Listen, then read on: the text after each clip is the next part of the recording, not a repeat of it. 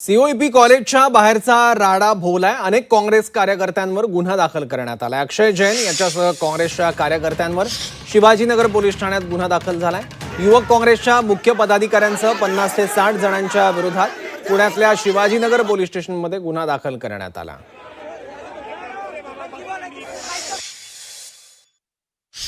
त्यामध्ये पोलिसांची भूमिका ही खरं म्हणजे आमच्या कार्यकर्त्यांनी त्यांच्यावर गुन्हे दाखल करा, ज्यांनी या मुलीला दबाव टाकलाय एबीपीच्या कार्यकर्त्यावर, हीच आमची मागणी होती।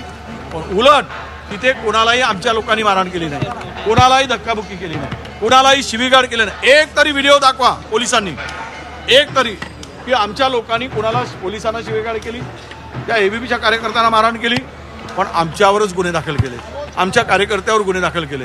अरे कुठे फिराल हे पाप?